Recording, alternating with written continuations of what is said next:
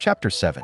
Mead Bennett's property consisted almost entirely in an estate of $2,000 a year, which, unfortunately for his daughters, was entailed, in default of heirs male, on a distant relation, and their mother's fortune, though ample for her situation in life, could but ill supply the deficiency of his.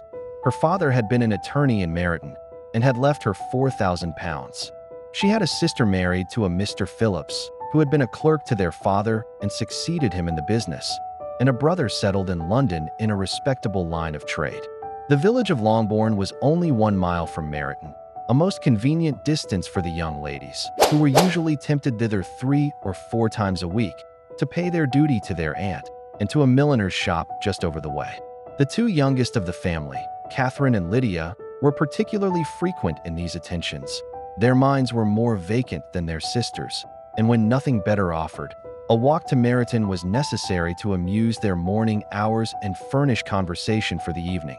And, however bare of news the country in general might be, they always contrived to learn some from their aunt.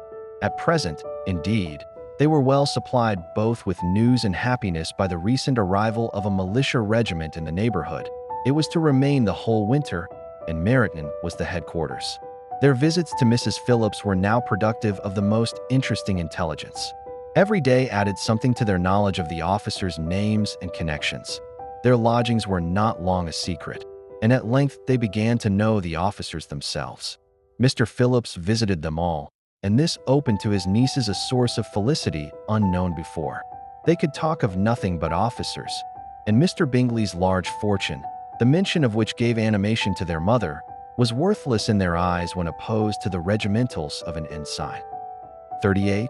After listening one morning to their effusions on this subject, Mr. Bennet coolly observed, "From all that I can collect by your manner of talking, you must be 2 of the silliest girls in the country. I have suspected it some time, but I am now convinced."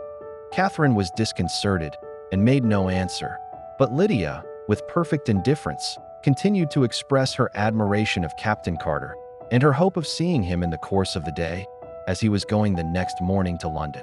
"I am astonished, my dear," said Mrs. Bennet, "that you should be so ready to think your own children silly. If I wish to think slightingly of anybody's children, it should not be of my own, however. If my children are silly, I must hope to be always sensible of it. Yes, but as it happens, they are all of them very clever. This is the only point, I flatter myself, on which we do not agree. I had hoped that our sentiments coincided in every particular, but I must so far differ from you as to think our 2 youngest daughters uncommonly foolish. My dear Mr. Bennet, you must not expect such girls to have the sense of their father and mother. When they get to our age, I dare say they will not think about officers any more than we do. I remember the time when I liked a red coat myself very well, and, indeed, so I do still at my heart. And if a smart young colonel, with 5,000 or 6,000 a year, should want one of my girls, I shall not say nay to him. And I thought Colonel Forster looked very becoming the other night at Sir William's in his regimentals."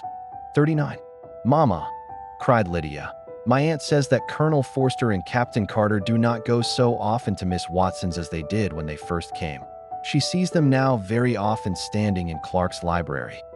Mrs. Bennet was prevented replying by the entrance of the footman with a note for Miss Bennet. It came from Netherfield, and the servant waited for an answer. Mrs. Bennet's eyes sparkled with pleasure, and she was eagerly calling out, while her daughter read, "Well, Jane, who is it from? What is it about? What does he say? Well, Jane, make haste and tell us. Make haste, my love." "It is from Miss Bingley," said Jane, and then read it aloud. "My dear friend, if you are not so compassionate as to dine today with Louisa and me, we shall be in danger of hating each other for the rest of our lives, for a whole day's tete-a-tete between 2 women can never end without a quarrel. Come as soon as you can on the receipt of this. My brother and the gentleman are to dine with the officers. Yours ever, Caroline Bingley." "With the officers?" cried Lydia. "I wonder my aunt did not tell us of that." "Dining out," said Mrs. Bennet. "That is very unlucky." "Can I have the carriage?" said Jane. "No, my dear, you had better go on horseback, because it seems likely to rain, and then you must stay all night." "That would be a good scheme," said Elizabeth, "if you were sure that they would not offer to send her home."